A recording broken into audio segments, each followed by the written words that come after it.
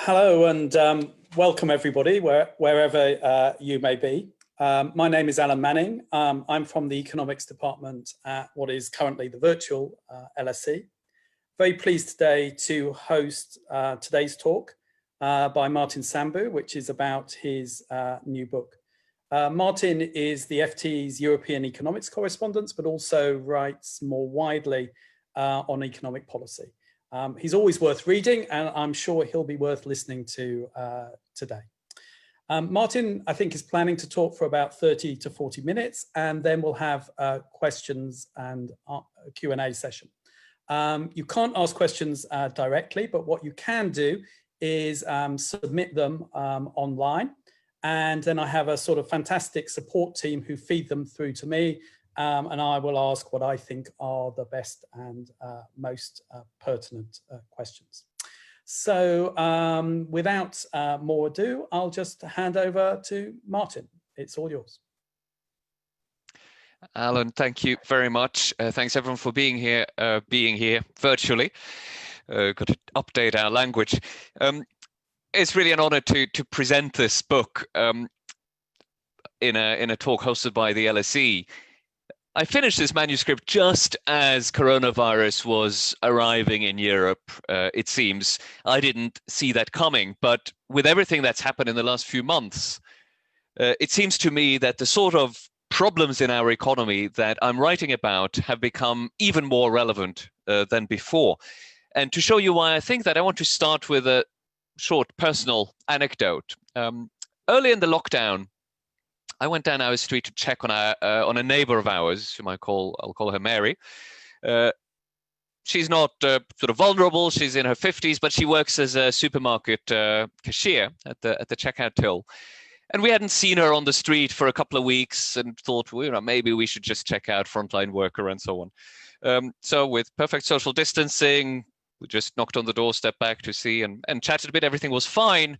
She was talking a bit about how they weren't given masks or not allowed to wear masks or gloves at the checkout. But then she said, but I have to go to work, don't I? Otherwise people won't be able to buy their food. And she said that not as a complaint, but as an expression of pride, and a newfound pride with this status of essential worker. And this is something we all recognized at the time. We recognized it with a weekly clap for carers. We all suddenly became very aware that a lot of people in lowly jobs were actually essential, literally, for our survival. Of course, we're thinking about the doctors and nurses, but I have in mind the carers, the cleaners, the supermarket shelf stockers and cashiers, the delivery drivers, the bus drivers, and so on. And this sudden moment of newfound status that Mary expressed and that we all recognized, I think of as a moment of moral reordering, because the fact is that the general background is that people in those lines of work have not been given very much status. As I said, these are lowly jobs, and they've been treated with neglect, and not even benign neglect, by many of us, and certainly by our social and economic system. And I'd like to start, and this is what I do in the first part of the book, trying to understand how it got to this point, where a lot of people who do work that's clearly essential for the economy are left in a situation of low pay, very low pay in some cases, low status, often vulnerability to abuse and exploitation, and unpredictable work situations and very erratic incomes as a result. One word for this situation is the new precariat. Many people living in very precarious work and life situations. How did it get to this?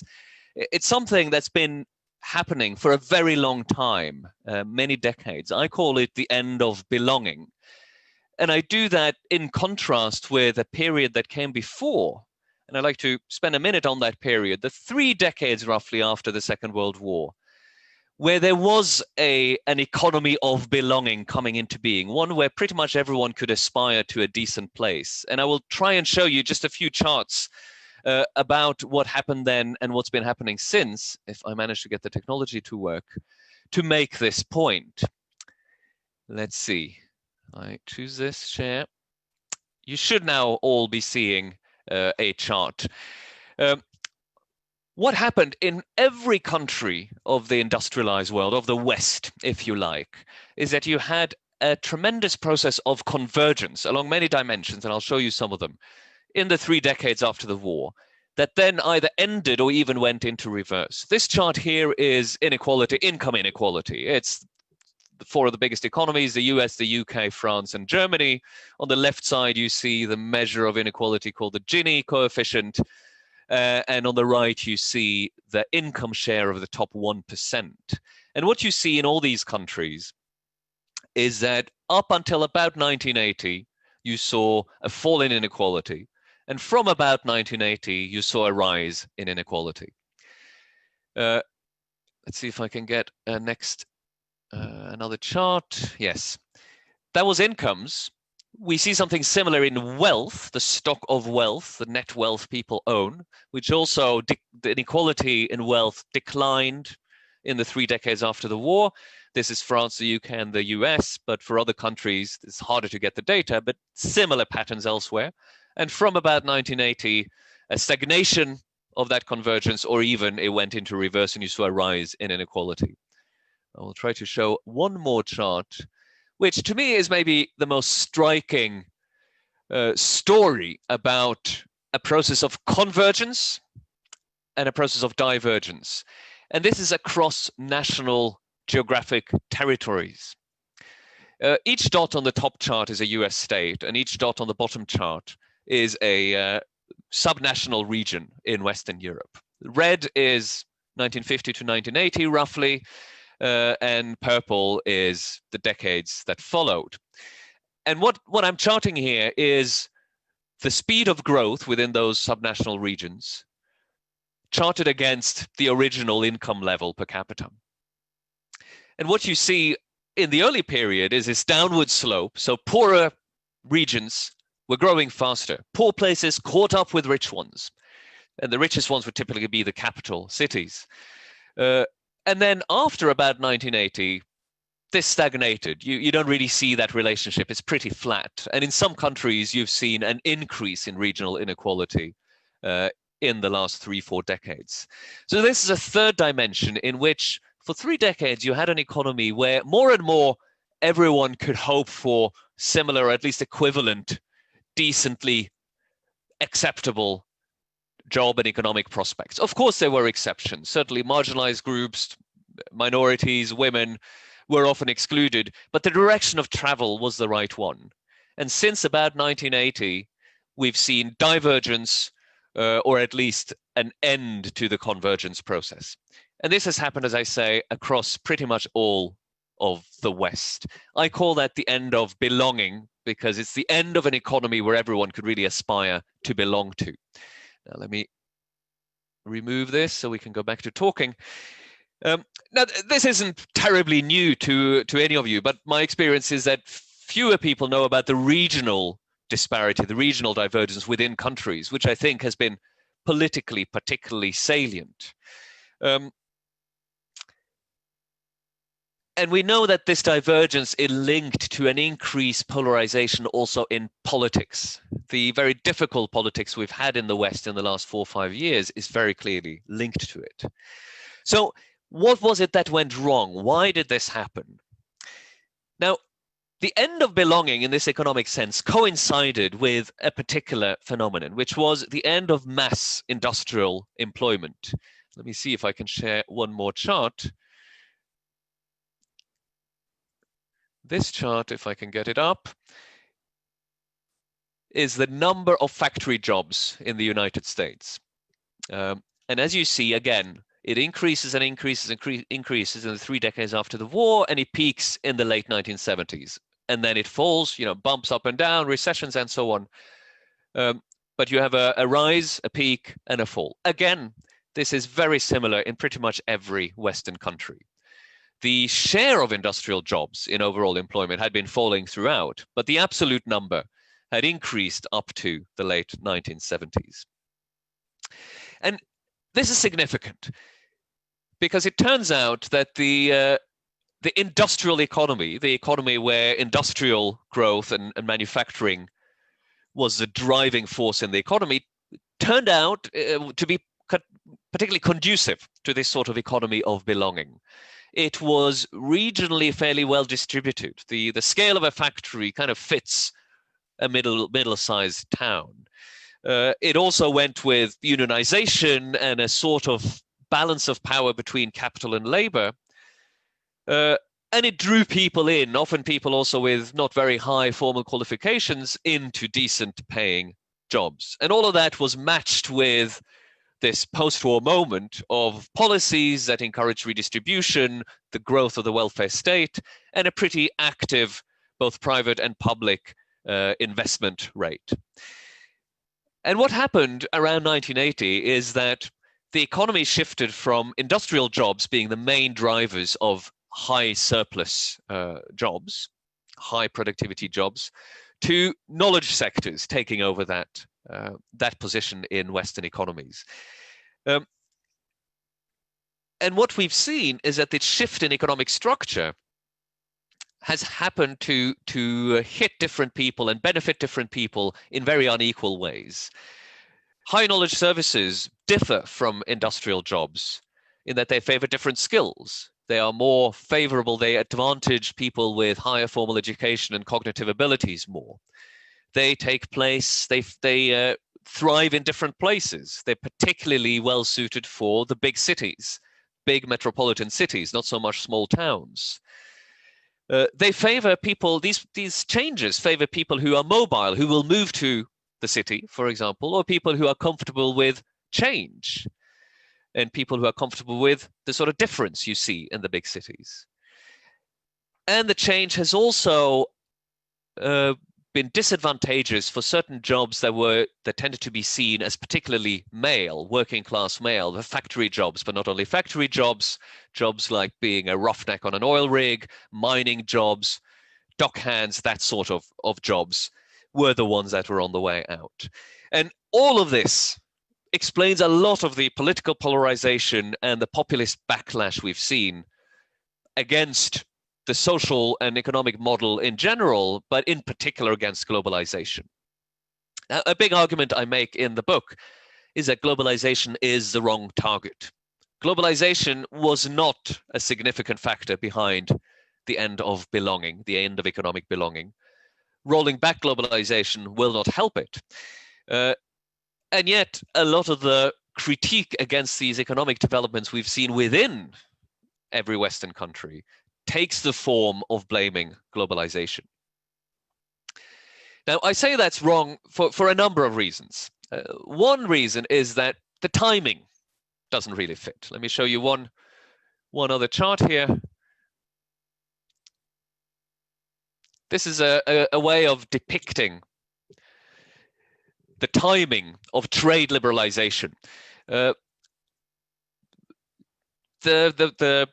developments I talked about are often blamed on increased trade with poor countries, in particular China, but other poor countries too. And these charts show the average income of trading partners of each of the three blocks that are charted here, the US, Japan, and Europe, as a measure of how much you trade with countries that are poorer than you, low-skilled, cheap labor countries. And what you see is that on this measure, globalization with poorer countries didn't really take off at all in the US or Europe until the 90s for the US and the 2000s for Europe. But the dynamics I showed you, they started around 1980. So the timing doesn't quite fit the blaming of globalization. So that's one problem with the globalization story. Another is that geographically it doesn't really fit. Some of the countries that have navigated these changes the best, and I have in mind here the Nordic countries, are countries that have long been the most globalized, most economically open of all Western countries. And in contrast, the country that arguably has navigated these changes the worst, which is the US, is a relatively small, a relatively closed economy. It trades mostly with itself. But of course, the tendency to blame globalization and trade is very strong because it looks like it fits the nature of the change, the loss of industrial jobs. And it is true, of course, that as industrial jobs have disappeared in the West, they have grown in places like China. But I want to point out to you something I think is very important, which is that even if factory jobs declined, it is simply not true that manufacturing itself disappeared. This is the US. This is total manufacturing output, real manufacturing output in the US, an index of total manufacturing production. And as you see, that kept going up and up and up long after the peak in employment, which, as you saw, happened in the late 1970s. And I've set the index number here to 100 in 1980. So it kept going up. It went up in the 80s, it went up in the 90s, it even went up in the 2000s at the same time as China entered the world trading system. Big fall, of course, in the Great Recession, but then it climbed up again. And before COVID, these numbers aren't updated after 2019, the US factories were pretty much producing as much as they ever had. Different goods, for sure, and we can get into that in discussions. Production had shifted towards more capital-intensive, higher-skilled production goods, whereas others, such as textiles, for example, easy assembly type of goods had moved away. But total manufacturing was still strong. And this isn't just in the US. Here is the same graph for the other G7 economies. You know, there are bumps in several places. Again, the index is set to 100 in 1980. But for all of them, you can tell that it hasn't declined like industrial employment has declined. So what we can say is that manufacturing didn't leave, manufacturing jobs disappeared. And that makes all the difference, I think. If you do look at the best studies trying to estimate how much of the loss in industrial jobs is actually due to trade liberalization, you find that in no case can you say that most of the loss in industrial jobs is because they moved to other countries. The biggest numbers you find are for the US, where people say that maybe 20 to 40%, the best studies of the jobs that vanished, were due to import substitution. So the same things being produced by workers in China, say, instead. In other countries, it's much smaller. Norway, it's 10%, France, 13% during this period of the China shock. And even that doesn't take into account that some new jobs, even manufacturing jobs, appeared and grew in the exporting part of manufacturing. So Germany arguably saw more industrial jobs being saved because of globalized trade, because they could export capital goods to places like China. But the overall picture is that much more than half of the decline in industrial jobs cannot be blamed on trade liberalization. The vast majority of it cannot be blamed in that way in most cases, most countries. So what was it instead? It was, I think, simply automation, productivity increases, technological change that meant that you can produce ever more goods with ever fewer hands. That is what you see by definition in the chart I just show you: more output in manufacturing with lesser inputs, fewer people in manufacturing. Definition of higher labor productivity. But we know that where too, and not just in industry. So we know that computing has got rid of a lot of office functions that used to be carried out by, say, secretaries, stenographers, and so on. We know that the internet is turning retail upside down. These are not manufacturing jobs, but they're also jobs that tend to be held by low to middle formal education people. And these are also hitting in a way that's less noticed than the hit to industrial jobs, but I think equally important. And the big point here is that this is continuing. And these dynamics are happening everywhere. Technological change is, in that sense, pretty relentless. The structure of production in economies changes all the time. And the question really is how we handle these changes politically and in terms of policy. Now, combined with this dynamic, these economic dynamics that change the structure of production, favoring different jobs that advantage different people in different places, we've had an overlay of policies, and these do vary somewhat between countries, but there are some patterns. Even as we've seen income inequality go up, and in many countries we've seen income shift from from labor to capital, we have seen tax policy move not in a direction to offset that, but rather the other way around. So I'll show you one more chart here.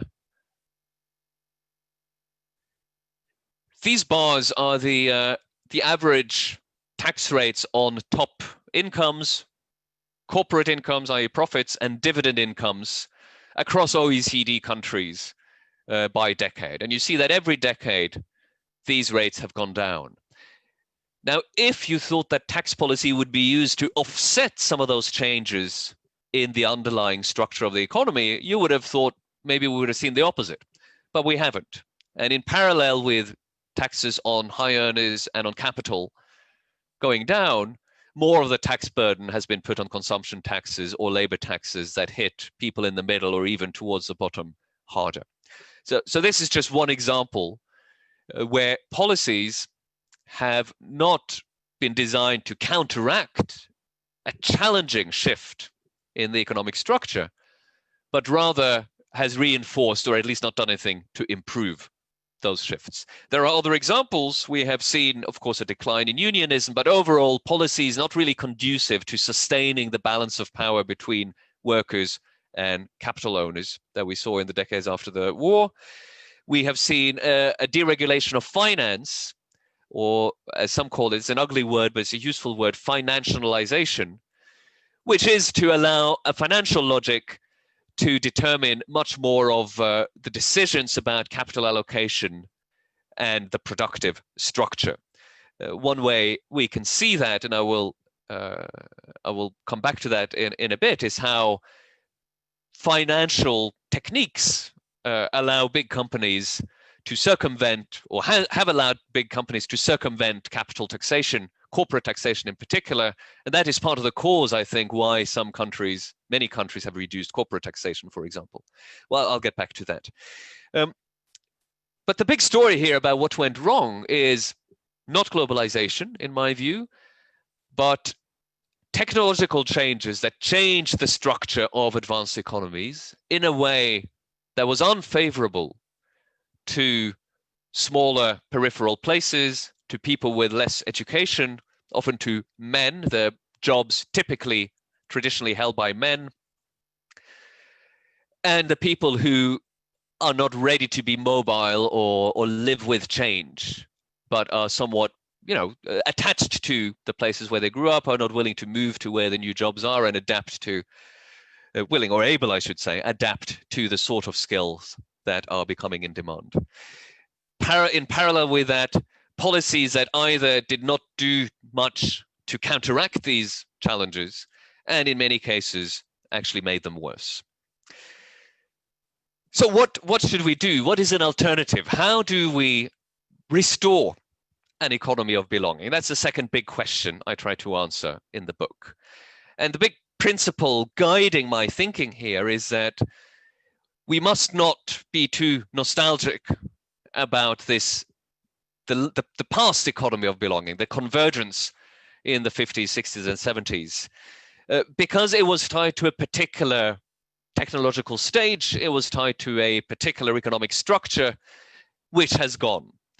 So we need to try to restore an economics, or we need an economics of belonging that goes with the grain of technological change. And that means accepting that the sort of jobs that now create the most economic surplus will not be factory jobs, or few of them, but more of the cutting edge knowledge services jobs.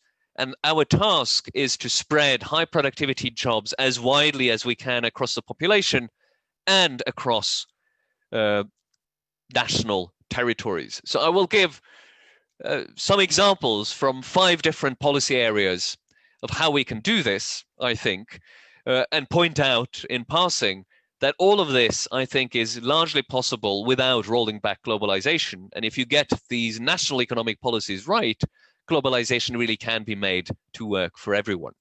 So let me go through them. The first point I've already touched on. We need a labor market that is conducive to high productivity jobs for everyone. And there is one region that has done this remarkably well, and those are the Nordic countries. The Nordic countries combine a high degree of wage equality in an international perspective, with high productivity growth, high employment, and shared prosperity. That has long been thought of as a paradox, but actually it's probably because of the wage inequality that they've had those other good things, or at least that's been part of what we can think of as the secret sauce. In the Nordics, it's because of the collaboration between unions and employers and governments. You've had a compressed wage distribution, and that has created incentives for businesses to make the people they hire for jobs as productive as possible. And it has also encouraged a shift of resources from businesses and production processes that use low-skilled, cheap labor intensively to more capital-intensive types of styles of production that use more machines, more technologically advanced production processes, and where therefore labor is more productive and people can be paid more. There's one example I like to come back to that I first thought of when, so I grew up in Norway. I lived in New York around the turn of the century. And I had a conversation, this is about 20 years ago now, with a Norwegian economist where we thought about what are the differences between the Norwegian economy and the one we observe in New York. And we hit on this mundane activity of having your car cleaned. So in New York, you would find a car wash and drive in your car, and you would have 3 or 4 men, typically immigrant men, descend on you with washcloths and product and so on and clean your car by hand. In Norway, as my colleague pointed out, that was a technology that fell into disuse as early as the 1960s. There's a sort of caveat with this because it's actually been coming back in Norway to illustrate that even the Nordics have a problem sustaining an economy of belonging. But the point was this: in the Nordics, wages are just too high to use labor as intensively as that. The car wash is a good example. When I was growing up, you would either go to a machine car wash or you would just do it by yourself. And I think it's a picture of how we want to think about the shift of the industrial structure. When industrial jobs disappear because you don't need as many hands in factories anymore, you don't want people to go into low productivity, low paid, but plentiful service jobs. You want to be able to create high productivity jobs. They will typically be in services, but where labor is productive enough to pay a high wage. In the Nordics, they did that because unions compressed the wage distribution. There are other ways you can do that in countries that don't have the same institutional environment, in particular, I think, through an ambitious minimum wage policy. You can raise wage floors in a legislative way. And I hope that in discussion afterwards, Alan will comment on this because he has looked much more closely at minimum wages than I have. That is not all of it. What you need to do as you force companies to get out of production processes that are intensive in low wage but low productivity labor is to ensure that there are other jobs that those people can go into.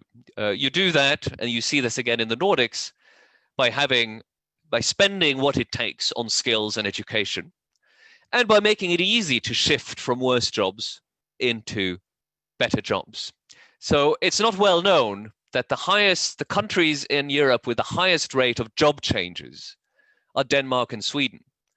That's where the largest proportion of the population switch jobs every quarter or every year.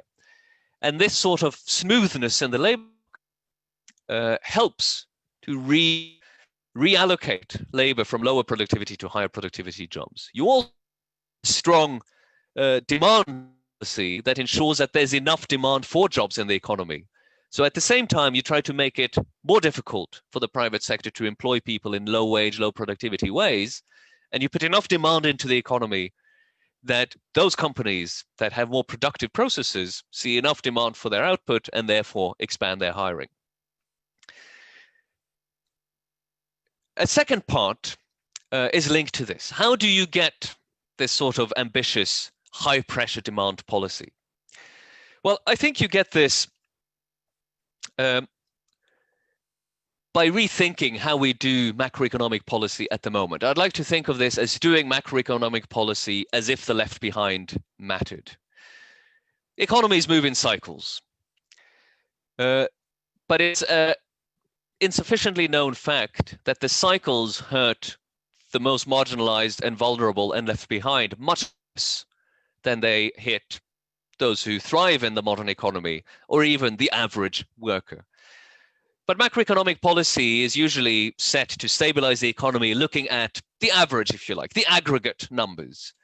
And that means you don't really take into account that recessions and booms affect people very, very differently.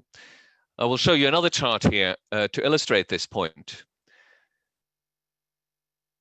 This chart is for the US, but the same pattern can be seen in other countries. The black line here is the 3-year average of GDP growth. So the peaks are booms and the troughs are recessions, more or less. This is the economic cycle, the black line. The other lines are measures of what I call the unemployment gap. So it's not unemployment, but it's the difference between the rate of unemployment for different marginalized groups compared to the average rate of unemployment. So of course, unemployment itself goes up in a recession and it falls in a boom and in the recovery. But what I want you to look at is the difference between the unemployment rate of the young versus the average population, that's the green line. People with low formal education, that's the red line. And in the case of the US, African Americans, the black male unemployment gap is the blue line. And what you see is that every recession, these gaps go up. What that means is that in a recession, not only does unemployment go up, but the unemployment rate of the more vulnerable, the more marginalized groups go up much faster. To put it very simply, those who are already on the margin of the labor market, and that goes for those we think of as the left behind, are fired first in the recession and they are hired last in the recovery.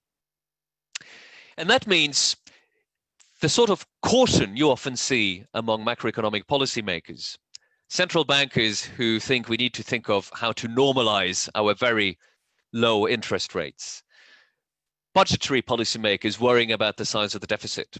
They tend to underestimate the unequal pain that a cyclical economy and a recovery that is snuffed out too soon rather than squeezed for all it's worth inflicts on the more marginalized groups in the population.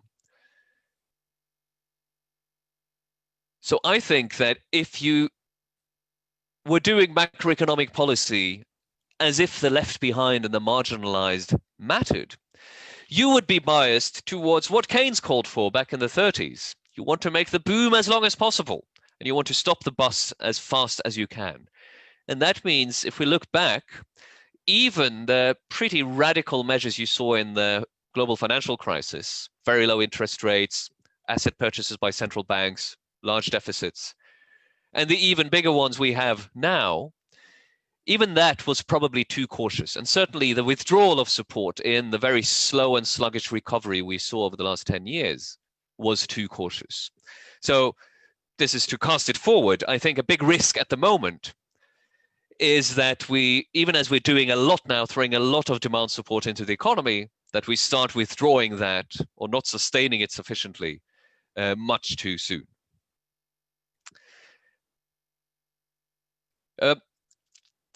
A third element of an agenda for restoring an economy of belonging has to do with power and empowerment, because the end of belonging, while it has economic roots, is to a large extent experienced as a story of powerlessness. The people who live in what I call the new precariat have very little power. They have little power to find a better job.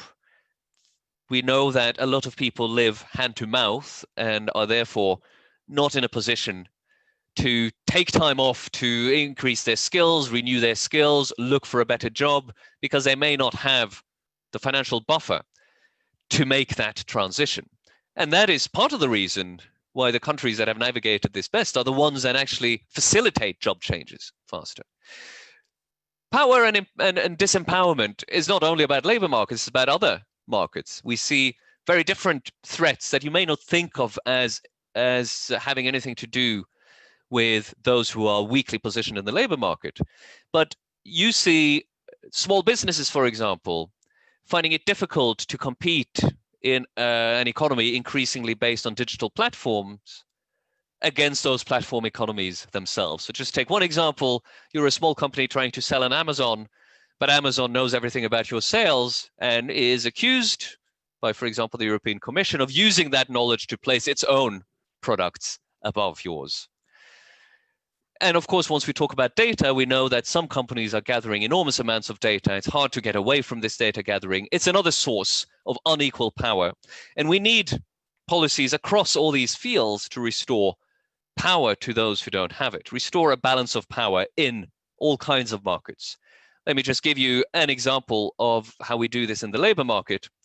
There is much discussion and much controversy over the policy proposal of a universal basic income. I favor it, and I explain in the book why. It's not so much as a welfare benefit to combat poverty and low pay. It is, I think, something we should think of as an empowerment policy, which gives everyone the minimum financial security necessary to say no to exploitation, abuse, or unacceptable work conditions. And a bit like a minimum wage would do, or a bit like better enforcement of work conditions, work standards in the workplace would do, it forces companies to move from production processes that are only viable because they take advantage of the weakest to other, more productive production processes. A fourth strand of a policy program for an economy of belonging involves taxation. Taxation as if the left behind mattered. I showed you an example earlier on why the tax burden has shifted in the opposite way of what you would expect if you were trying to counteract what's happening in the economic dynamic of the productive structure. We need to reverse that. I think we need to shift the tax burden, and I have three very concrete proposals in the book. I think we need to introduce or increase in the countries that have them a net wealth tax. This is now on the agenda, has been on the agenda in the US with some of the Democratic presidential candidates proposing one. This means a tax, a recurrent tax on the net wealth of any wealth holder. A second policy that is really an easy gain is to fix multinational corporate tax, which is seen as a problem of globalization. But I think what you've seen in the last year or two is that it isn't really. So what happened last year was that France said, look, if we don't fix tax loopholes in multinational corporate taxation, we are simply going to impose a turnover tax on some of the multinational corporations that do business in France. We will simply tax them in a different way on their activity here. This is something that is better to do multilaterally, and there's a process underway in the OECD to do this, but it can be done unilaterally. And it turned out that when some countries started to think about that, the multilateral process came underway. The third concrete proposal I make is to, taking the climate change challenge seriously, dramatically increase taxes on carbon, but do so in a way that doesn't hurt the left behind that I've said we need to care about more, because it's a fact that they use a larger part of their income, not larger amounts absolutely, but a larger share of their income on carbon-intensive goods, fuel, heating, carbon-intensive heating, and so on. So just imposing a carbon tax would probably be counterproductive from that point of view. But a proposal that started to circulate and being picked up by economists is what in America is called a carbon tax and dividend, or a carbon fee and dividend. You would have large taxes on carbon emissions, but all that money you would redistribute on a per capita basis as a universal basic income, if you like, to every household or every individual. It turns out this could be very effective in terms of redistribution. I'll show you one more chart. This is an estimation that the US Treasury did 3 years ago of the redistributive effect of a $49 per ton of carbon tax. That would increase the prices of fuel and other carbon-intensive goods. But if you redistributed on an equal per capita basis, they found that that sort of tax could amount to something like $2,000 for a family of four, which would make a huge increase to the poorest, Here is the redistributive effect as they calculated it. The poorest decile of families, the poorest 10% of families, would see their income increase by almost 10%. So there are ways of doing proper climate taxation in a way that helps the left behind rather than hurting them. So a net wealth tax, closing multinational corporate loopholes, and a carbon tax with dividend gives you quite a lot of money to play with. That doesn't mean you should increase the overall tax take. You could use this to reduce other taxes. Some taxes that would be good to decrease, other taxes on labor, to make it easier to create these transitions from worse jobs to better jobs. And a final component has to do with regional policy. I said at the beginning that maybe the most aggravating aspect of the end of economic belonging was the return of regional divergence that really sets countries up against one another by letting poorer parts of the country fall further behind richer parts of the country. It is a very difficult problem to solve because, as I said, the structure of modern economies favor jobs that tend to thrive in the biggest cities, in the capital cities. There's no easy fix here. But I say in the book, you can take three different kinds of attitudes to the problem of regional divergence. You could, once you acknowledge the problem of structural change. One is a strategy of compensation, which just means, well, let's try and offset the disadvantages of poorer places by subsidizing, let's say, subsidized factories in poorer places. That, I think, can only delay the inevitable and make the harm and the hurt greater when it has to happen. A more ambitious strategy would be a strategy of connectivity, where you try to connect left behind areas into the poles of economic activity through infrastructure, transport infrastructure, broadband infrastructure, and so on. I think that may be a necessary condition, but it's far from a sufficient one. What you can end up facilitating is just that those most able to avail themselves of the best jobs in the cities find it easier to move away and go there. So I say we need to be ambitious enough to adopt a third view, which is what I call a strategy of attraction. You really need to find a package of policies that make at least some of the places that are now left behind attractive in their own right for companies in these new sectors to set up business there. That needs a whole host of different policies. Some of the other ones I've mentioned would actually go some way towards helping that by putting purchasing power more in the hands of consumers in these places, which could sustain a stronger local economy, by reducing the amount of which a more financialized economy is transferring resources into the big cities, the financial centers. But you need more.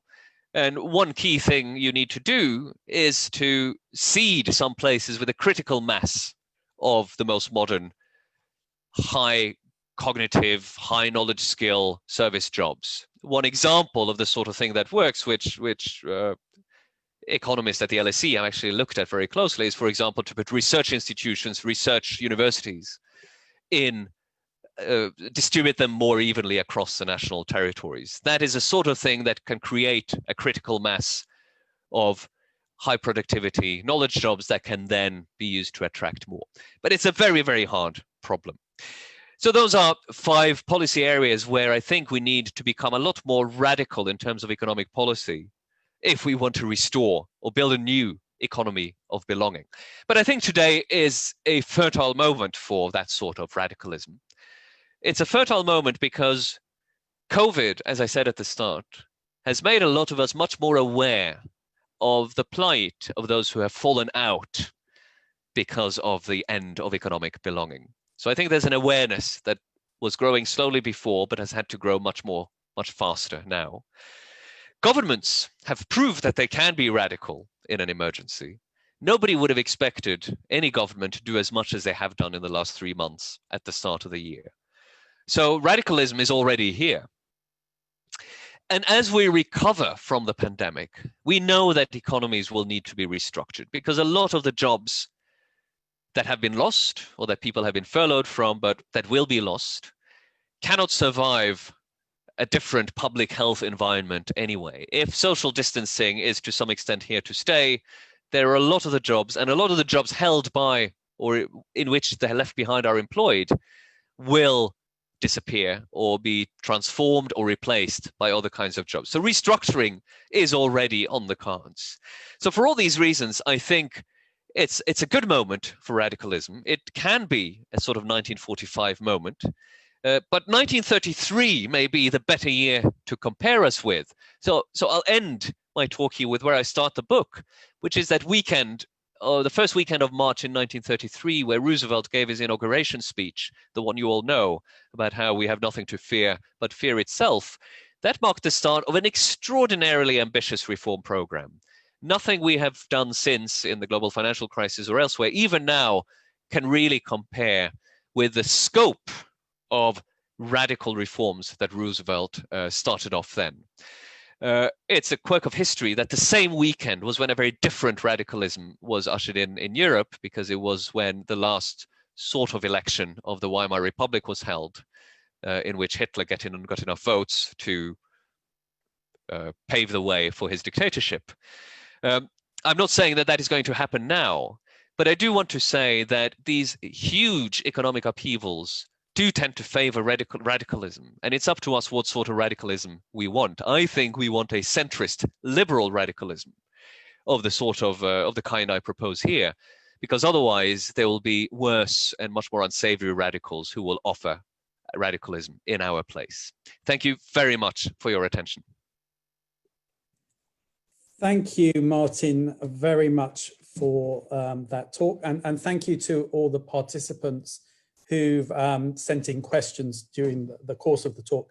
I'm going to do my best to collate some of them. There are a number of sort of common themes, but apologies if you can't identify exactly your question in the way I phrase it.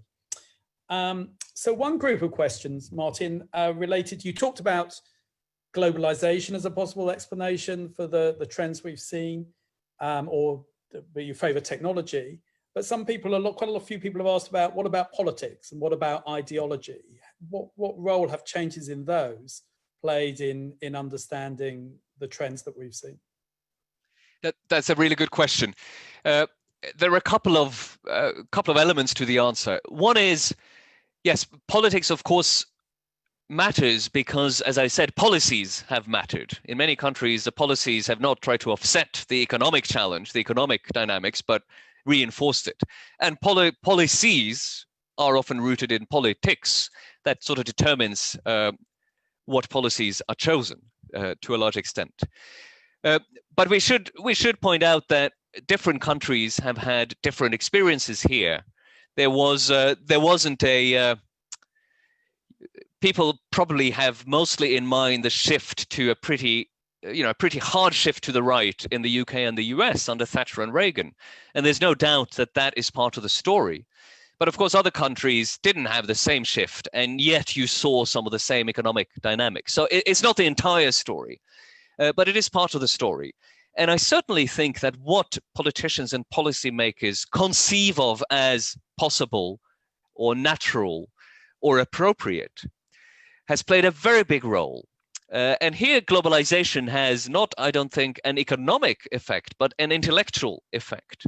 So I think for a long time, there was a sense among many politicians, and not just on the right, that globalization meant their hands were tied in some of the ways I have talked about. And that globalization may have some bad effects, but the good effects outweighed the bad ones. And in any case, there was nothing you could do about it. I've tried to show through a number of examples, and there's more in the book, that actually national governments are much less constrained by globalization than they often claim, and I think often believe. So there is a sort of learned helplessness among many politicians. Is that ideology? I think ideology is part of it. But it's not only about whether you favor the free market or whether you favor globalization, or whether you're a communitarian or whether you're a rightist or a leftist. It's also often about politicians' beliefs about how the economy works and what they can possibly do and what effects their actions can have on the economy. And there I think that they've just been allowed to get away with too much timidity.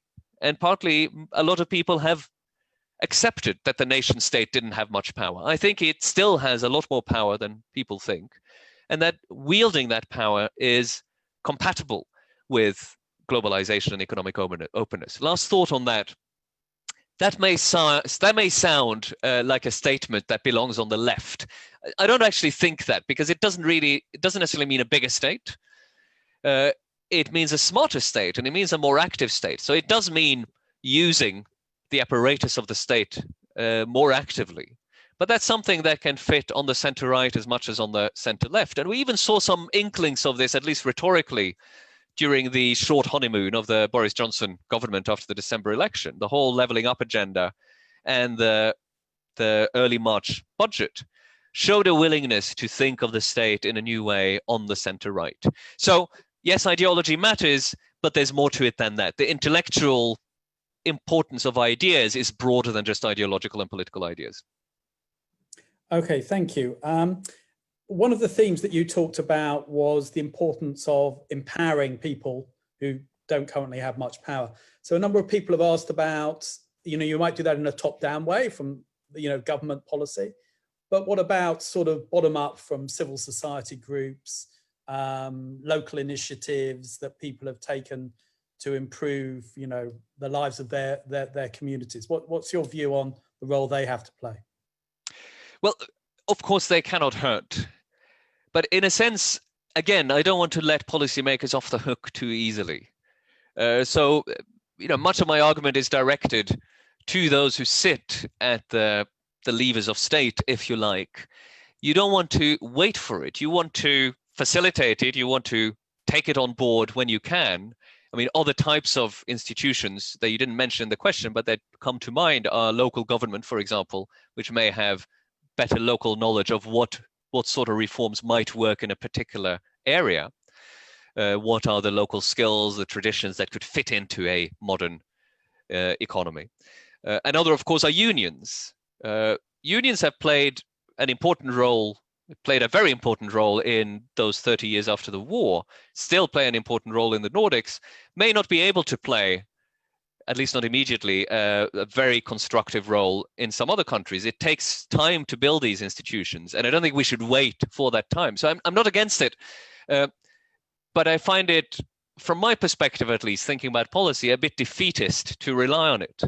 So my way of thinking is, it's great when you have those sorts of institutions, but where you don't, you want to find government policy tools that can fulfill the functions that they're unable to fulfill. So if you don't have unions representing, giving workers a voice, you need to have policies by which workers' concerns can be channeled to management.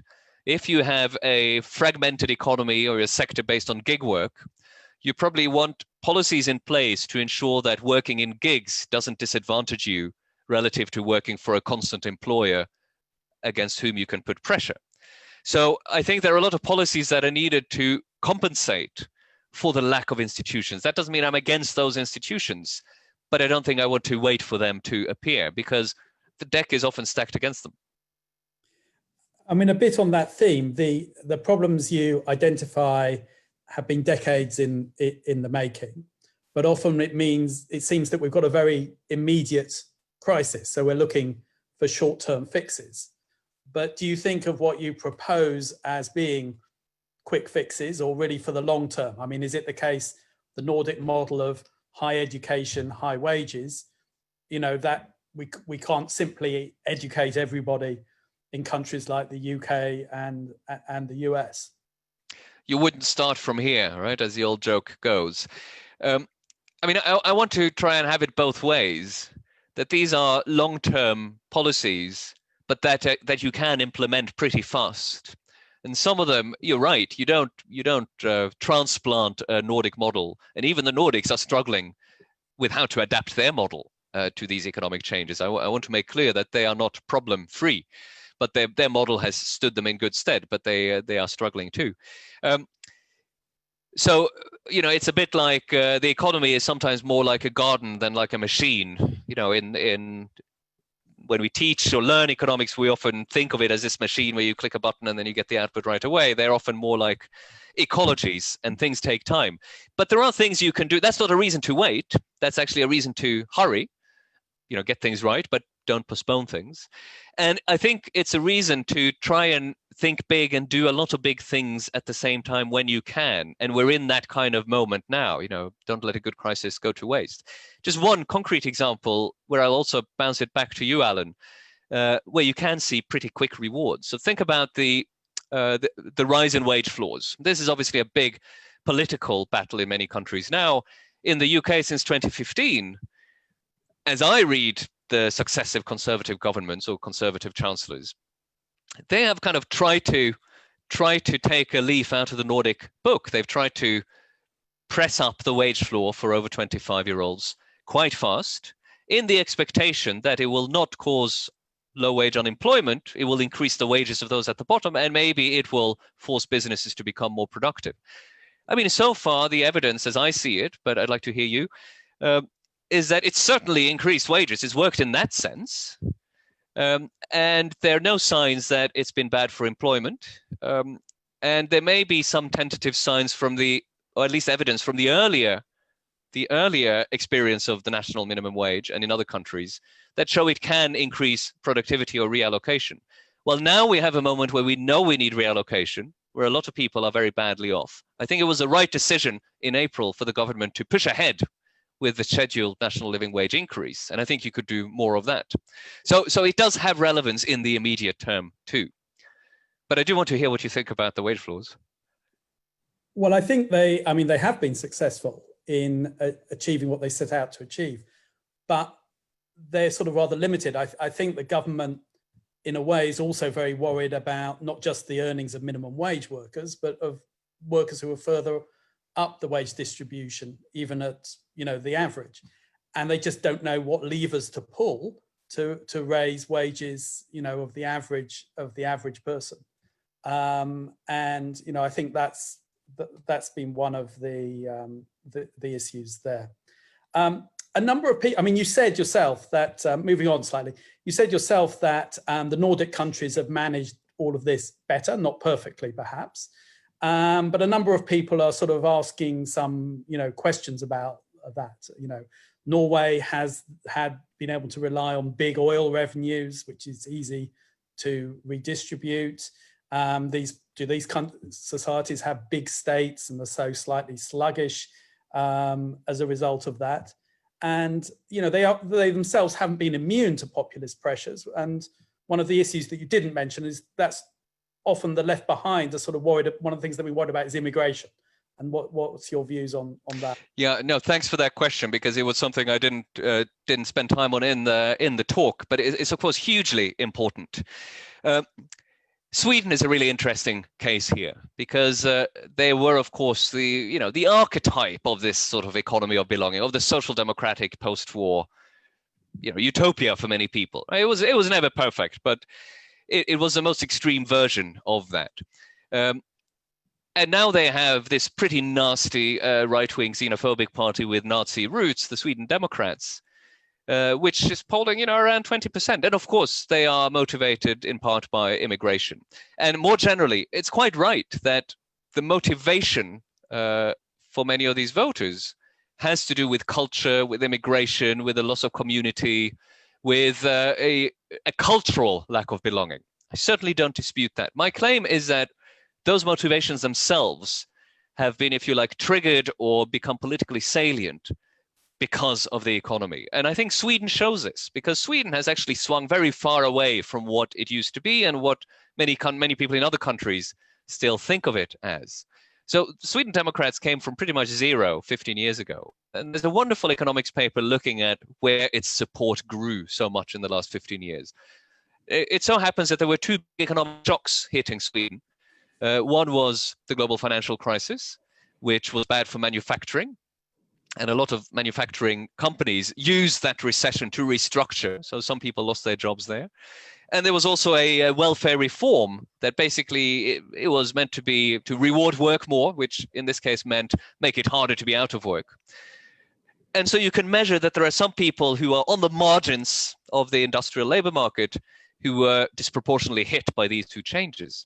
And lo and behold, that's precisely where you see the increase in both support and recruitment for the Sweden Democrats. So the economic story actually holds up even in Sweden. Norway, of course, is a different, it's a special case with all the oil money. It's been easier for them, but it's been easier for them to put in place the sort of policies I'm talking about. But that's not the only thing. One thing, and I know we're running out of time, but I think this is a good comparison. Compare Norway and the UK since 2004. Which country has had the largest influx of migrant labor from Eastern Europe after Eastern Europe joined the EU? Turns out to be Norway relative to the population, because they're also in the single market. But this antipathy to that immigration was much weaker in Norway than in the UK, where it was a big issue in the Brexit referendum. And one thing that the Norway has done that the UK hasn't is to use national policies to ensure that there isn't a downward pressure on work condition and wages in the sectors where these people work.